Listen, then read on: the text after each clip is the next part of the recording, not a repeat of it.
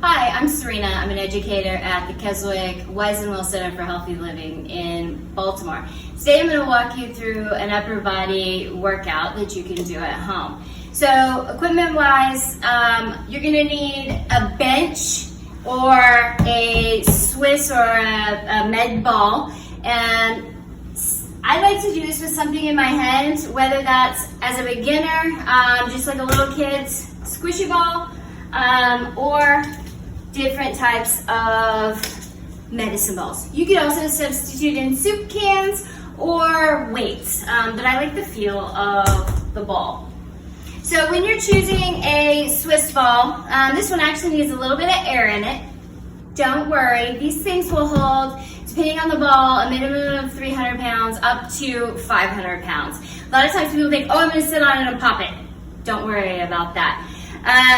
Ideally, this ball needs to be just a little bit more air on it, so that I'm sitting more up here as if I was sitting in a low chair. This one's a little low, but it'll work because I know what I'm doing.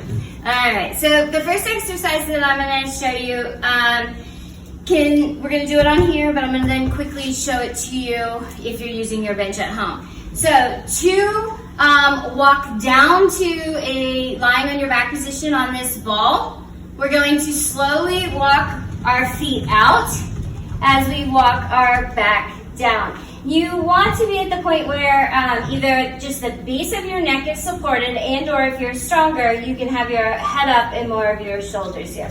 I'm going to walk it down so my head's supported because that's typically where our beginners start here.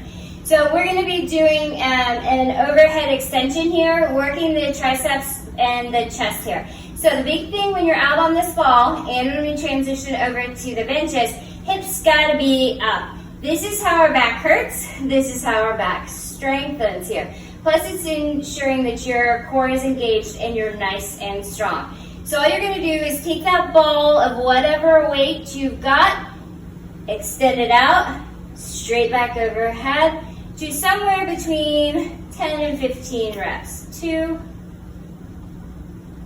3, 4,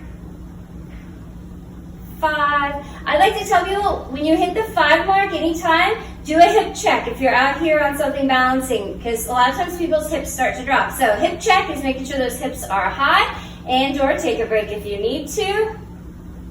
6, 7,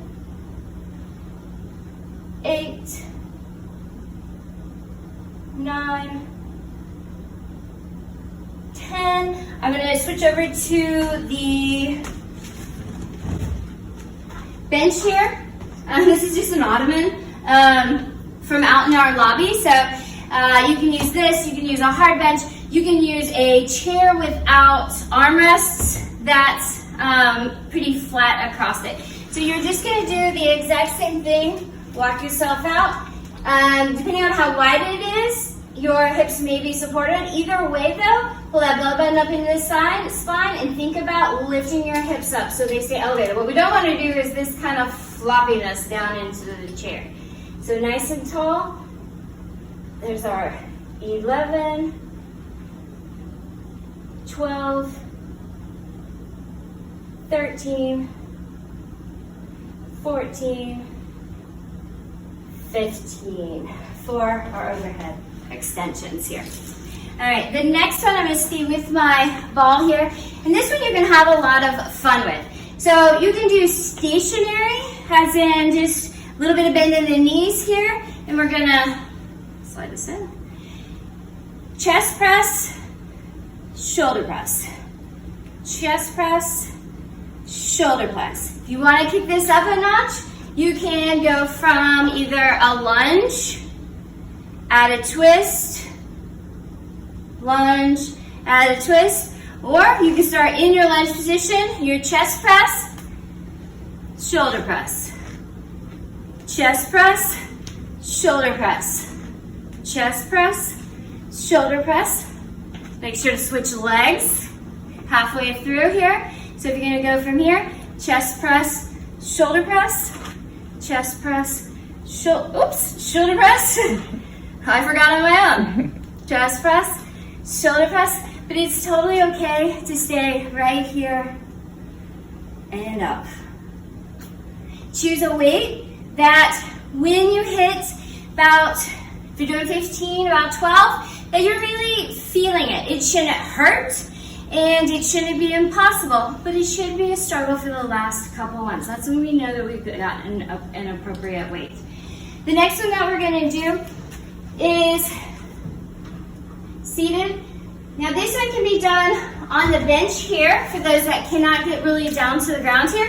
What you're going to do is walk your bottom out to the edge here, anchor your heels down, pull that belly button up and into your spine, hinge back just slightly, bring the ball overhead, squeeze your arms into your ears, straight down and back up. What we don't want to do is this. This is not really working anything, all right? What we're working is these muscles right back here, the triceps here. This is also the area that we get bat wings or shaky ghost arms, whatever you want to call them. So that's step one if you can't get down on the floor. Just some modifications for those that have the ability and are more advanced. So you can, from here, just stay nice and tall, coming up, squeezing, squeezing, squeezing those arms into the ear. All right, you can hinge back into a boat pose and do this. This is a whole lot of work for your core. Or, bottom step here, oops, is to start off with it at your chest, come up, hold, dip, down, up, dip, down. Okay, so you've got 3 different levels of the activity depending on what your fitness and range of motion is. The next one, we're going to come back to the ball, and I'm actually going to switch to my smaller weight here. This one also for people in the beginning, to get the feel for it, you might want the little squishy ball until you kind of either build up grip strength or get an idea of how it feels for the exercise. So you're gonna walk yourself back out, shoulders are on the ball, hands start off up here. Now, so this is a 4-pounder. For beginners, you might want to start with the smaller 1 to 3 pound balls, also mainly because they fit in your hand easier until you build the grip strength and kind of get the coordination down. So arms start here, you're going to bring that arm out, up, swap hands.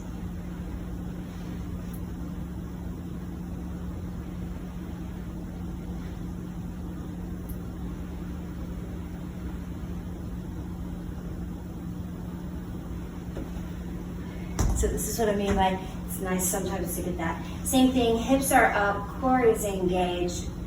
Working through this range of motion, getting a big stretch through those arms.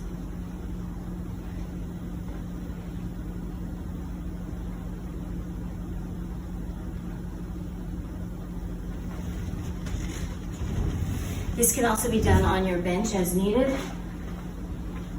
Same thing. Walk yourself down, make sure those hips are up, ball is up, extend. It helps if your bench is not as wide as the one I'm currently on for this one, because it will eventually limit your range of motion some, just because your arm is going to run into it. It's a great way to work the chest and the shoulders. All right, the last one that we're gonna throw in here for our upper body fun is just a basic squat with shoulder press here. So feet hips width distance apart, knees are slightly bent, bottom goes behind. As you go behind, you press and lift. Down, press, lift. Down, press, lift. If that's too hard and the coordination isn't quite there, you can go down, come up, press, down, press. Either one works. You can also bring that ball as you come up, up, down, up. Nice thing is that when you're working out at home, don't be afraid to try new things, to be creative, to see, hey, can I do this? Or to try to bump your level of an exercise up by, 1 to 2 reps or a little bit heavier ball, things like that. Have fun with it. Nobody's watching, and it's a great time to explore what you can do at home. Have a great day. Bye-bye.